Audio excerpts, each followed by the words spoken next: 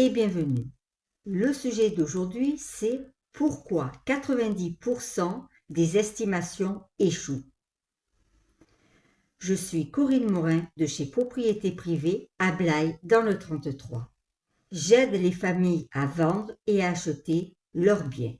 Vous avez un projet immobilier, que ce soit maintenant ou plus tard? N'hésitez surtout pas et contactez-moi. N'hésitez pas également à vous abonner, à liker, à écrire des commentaires et à télécharger mon guide qui se trouve dans ma description.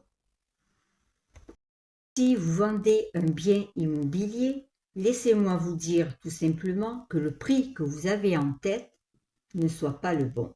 Trop cher, trop bas, mais le plus souvent trop haut. Dans cette vidéo, on va voir ensemble pourquoi 90% des estimations sont mal faites, sont fausses. Je vais vous expliquer comment ne pas perdre de temps, ne pas perdre de l'argent et surtout avoir des acquéreurs sérieux. Partie 1, le prix n'est pas un chiffre, c'est une émotion. Le vendeur ne fixe pas un prix, il projette une histoire. Quand un vendeur veut faire une estimation, il projette son histoire, mais ne regarde pas le prix du marché. Faute, attention! Ceux qui influencent le prix du vendeur, oh, j'ai toute une histoire dans cette maison ou cet appartement. J'ai réalisé d'énormes travaux. J'en ai besoin pour mon prochain projet. J'ai une émotion dans ce bien. Mais tout ça, il ne faut pas en tenir compte. Ça ne rentre pas dans l'estimation. Loin de là. Parce que lui, le problème qu'il va avoir, le marché actuel des prix, il ne va pas tenir compte des travaux qui ont été réalisés. Il ne va pas tenir compte des émotions. Par contre, lui va tenir compte s'il y a des travaux à entreprendre. Ça oui, mais ceux qui ont été faits, le marché s'en fout. Un bien vaut ce que le marché paie, pas ce que le vendeur ressent. Partie 2, les fausses comparaisons. Les vendeurs, oui, vous vendeurs, vous comparez mal. C'est pour ça un professionnel va vous aider, va vous donner des astuces, va être là pour vous. Il va faire au plus juste. Souvent, vous vendeurs, vous faites ce qui est normal. Et ce qui est normal, hein, il n'y a pas de souci de ce côté-là. Vous faites vos recherches sur des sites. Vous voulez comparer un peu. Vous avez vu le même bien que le vôtre, supposons à 320 000. Waouh, donc mon bien va valoir 320 000. D'accord? Il a 5 pièces comme le vôtre, il a une belle luminosité, il n'a pas de travaux, mais le marché réel, c'est pas ça. Posez-vous les bonnes questions. Est-ce que le bien, il est là depuis peu ou depuis plusieurs mois? Vous ne pensez pas à ça. Vous avez mal comparé les surfaces. Le bien n'est pas au même endroit, dans la même rue, n'a pas la même vue. Prix affiché a été différent que le prix qu'il a été vendu. Pensez à la négociation aussi. Vous êtes prêt à faire une négociation? Un professionnel, lui, l'est. Un exemple.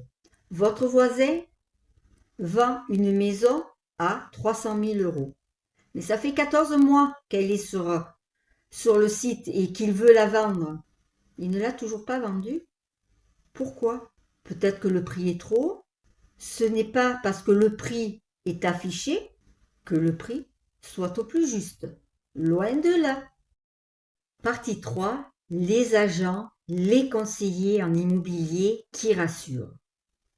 Pour moi, c'est très simple. Avoir un rendez-vous, faire une estimation, c'est pour avoir un mandat, pas pour vendre.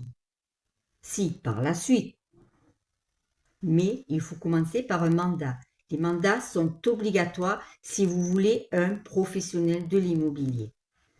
Un agent va arriver chez vous, il va avoir une fourchette de prix. Le plus bas, est le plus haut sur le prix du marché actuel. Dans votre coin, dans votre région, dans votre quartier, il va tout vous dire. Vous avez certainement un prix en tête. Peut-être que ça va être dans la fourchette. Qui sait? Et peut-être qu'il sera au-dessus du prix du marché. Vous voulez garder ce prix? Pas de souci.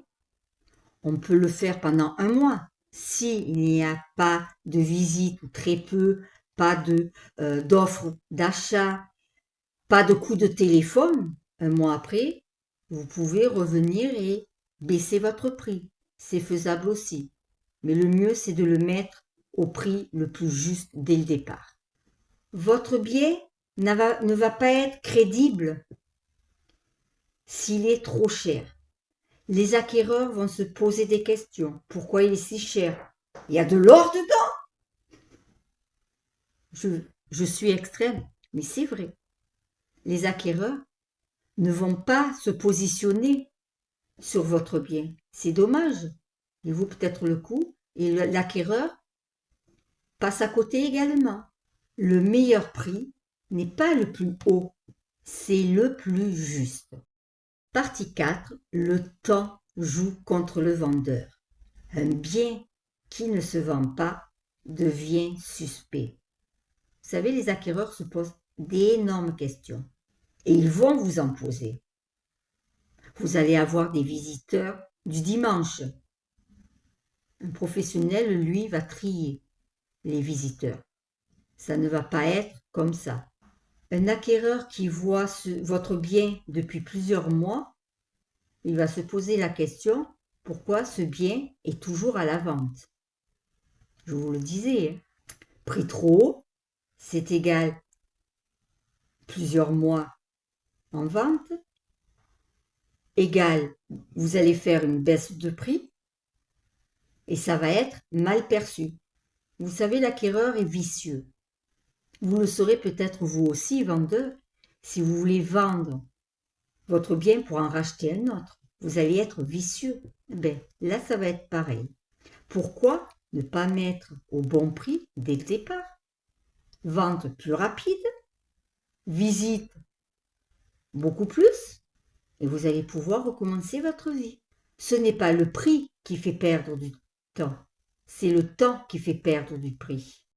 Partie 5. Le marché change plus vite que les vendeurs. Et oui, le vendeur, vous allez voir le prix du marché d'hier, mais il change tout le temps. Il faut être vraiment au prix du marché. Il faut regarder, bien vérifier. Regardez, d'accord, vous allez regarder les biens qui se sont vendus. Mais depuis quand ils se sont vendus? Il faut regarder les prix de maintenant, pas d'hier. La réalité, le taux d'intérêt, le prix du marché, comme je vous dis, qui change tout le temps, le pouvoir d'achat. Vous voulez louer le bien, n'exagérez pas non plus sur les loyers. L'offre, la demande locale, l'erreur classique. Oui, mais il y a 2 ans, ça se vendait à ce prix-là. Oui, mais il y a 2 ans. Maintenant, le prix du marché n'est pas le même. Comprenez la différence? Oui. Il y a 2 ans, elle se vendait la maison 300 000. Aujourd'hui, elle fait que 250 000. 50 000 euros de moins. Mais c'est le prix du marché. Vous savez, le prix d'hier est une illusion dangereuse. Partie 6. Comment faire une estimation réaliste? Tout est la question. Regardez les ventes réelles. Faites des recherches par rapport au notaire, les actes qui se sont signés, le délai de vente, le prix net. Comme je vous le disais, estimez une fourchette, le prix le moins cher au plus cher. Vous pouvez commencer au ras du plus haut du prix du marché et voir par la suite ce qui se passe. Il faut tester le prix du marché intelligemment. Si vous n'avez aucun retour, aucune visite dans les 30 jours, c'est que le prix est incorrect. C'est simple. Après, il y a peut-être aussi, parce que c'est pas rangé, c'est pas lumineux, il y a peut-être d'autres facteurs qui s'y grèvent dessus. Mais la plupart du temps, c'est le prix. Écoutez les signaux, pas l'ego. Écoutez bien ce que les visiteurs vous disent, les remarques, le retour des agents. Parce que moi, je sais que je fais à chaque visite, même toutes les semaines, si j'ai pas de visite, toutes les semaines, j'envoie un compte rendu au propriétaire. Donc, faites attention aux remarques des agents, des conseillers immobiliers. Vous n'avez pas d'offre?